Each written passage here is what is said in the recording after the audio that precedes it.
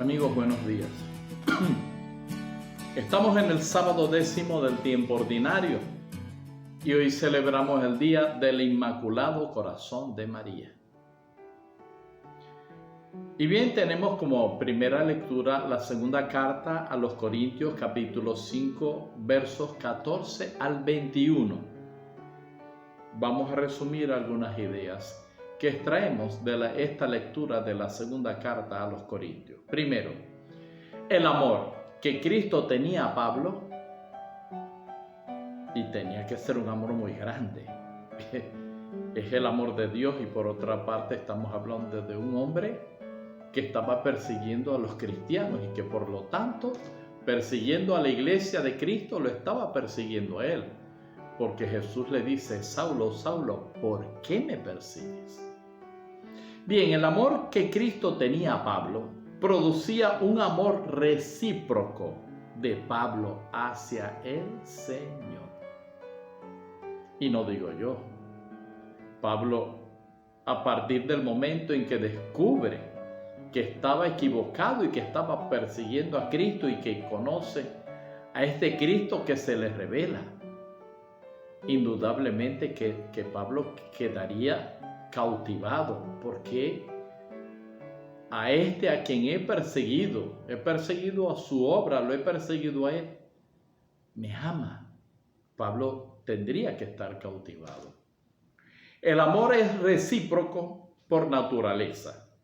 Debe haber un movimiento de dentro hacia afuera de cada uno de los amantes hacia el otro. Debe ser recíproco, debería. El amor que Cristo nos tiene opera en nosotros interiormente por la gracia. Sí, porque el amor, no el amor egoísta, no el amor mundano, materialista que conocemos del mundo, sino el amor de Dios es gracia. Yo puedo amarle por pura gracia de Él. Yo puedo perdonar, tener misericordia por pura gracia de Dios. Tanto la muerte, que es otra idea de esta carta, como la resurrección de Jesús tienen por objetivo nuestra salvación. Cristo murió por la redención del género humano, pero resucitó también por lo mismo, para que todos tuviéramos vida eterna, para que todos algún día resucitemos. Pablo había juzgado a Jesús según la apariencia puramente externa y le había perseguido en su iglesia porque estaba convencido de que estaba haciendo lo correcto.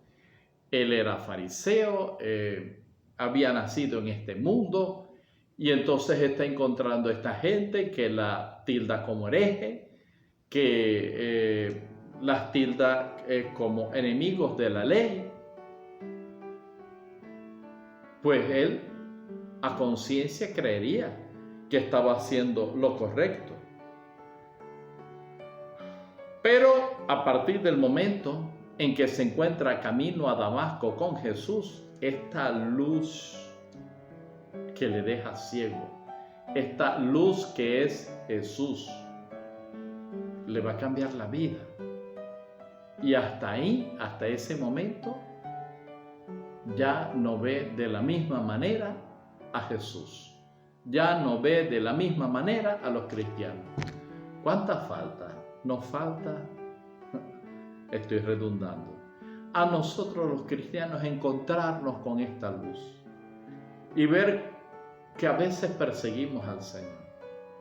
Sí, absurdo, pero así es.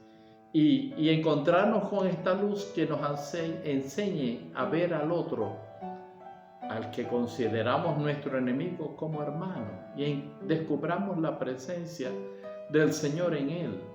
A que a partir del momento, con esta luz que es Cristo, veamos a los demás de una manera distinta, a los hijos, a los hermanos, a los padres, y todo lo empezamos a ver y a tratar a los demás a partir de la luz de Jesús.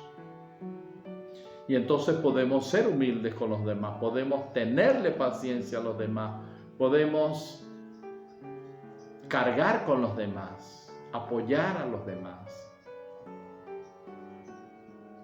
respetarlos y tolerarlos. Sí, necesitamos encontrarnos con esta misma luz que encontró Pablo, que es Jesús.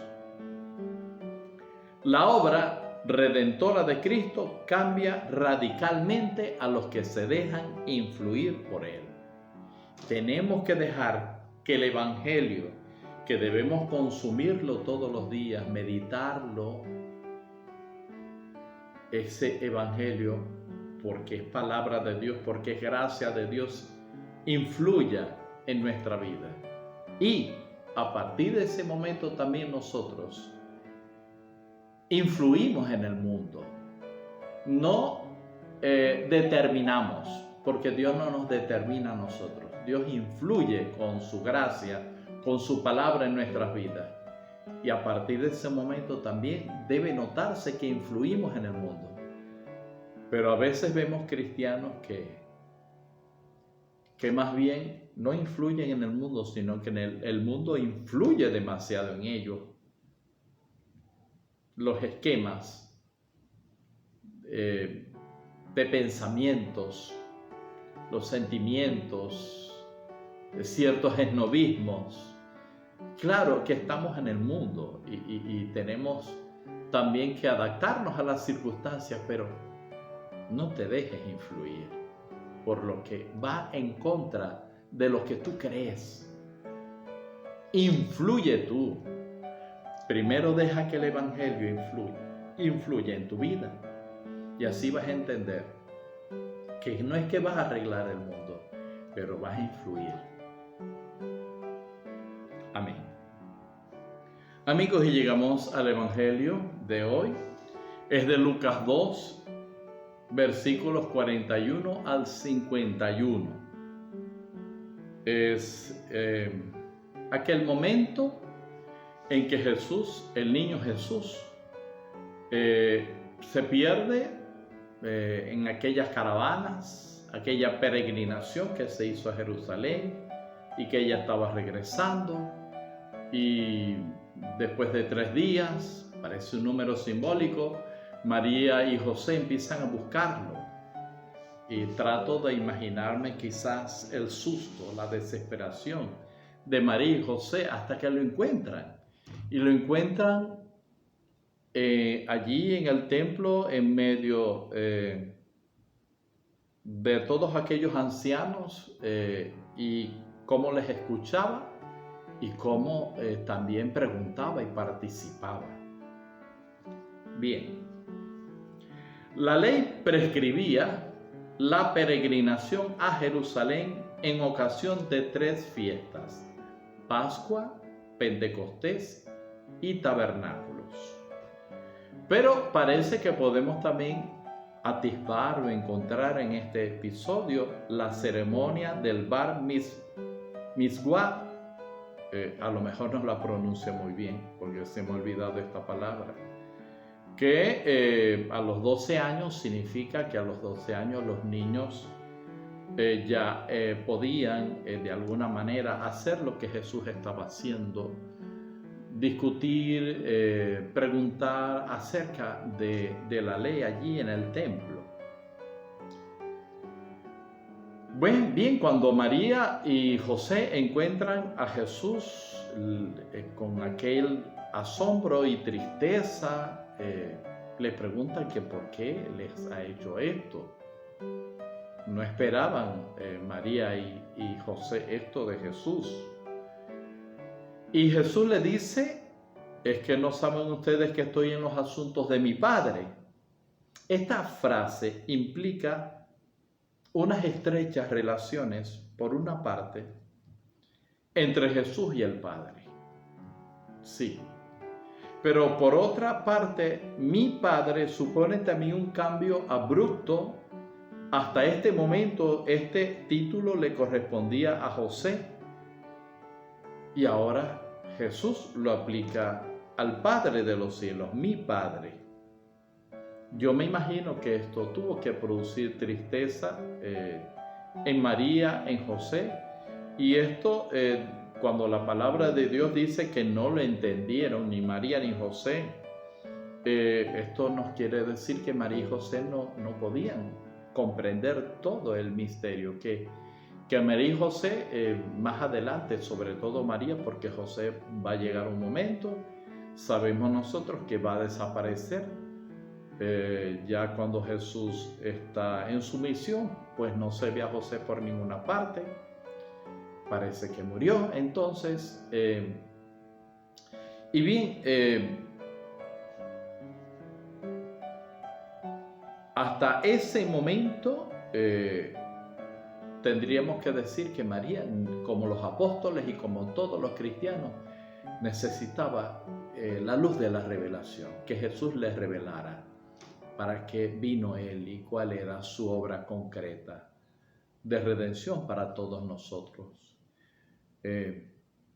No lo sabía todo, como tampoco nosotros lo sabemos todo, y necesitamos también decirle a Jesús que no le entendemos y que necesitamos comprender cada día más su palabra. Pero viene algo hermoso de parte del niño Jesús. Con todo y que estaba haciendo las cosas correctamente, decide regresar con José y con María y se les sometió a partir de ese momento. La autoridad máxima es que hay una autoridad que esté por encima de Dios, que esté por encima de Jesús. Si por Él, que es la palabra de Dios, todo fue creado, pero Él se sometió a un hombre y a una mujer. ¿Y cómo nos cuesta a nosotros someternos?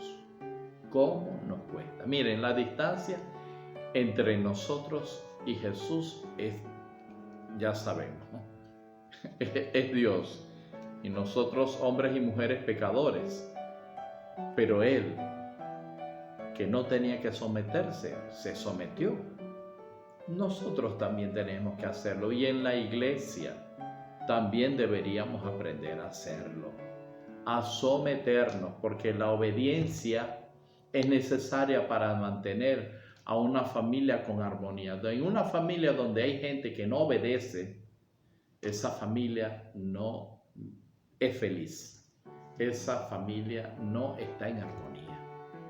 Hay que aprender a crecer en la virtud de la obediencia.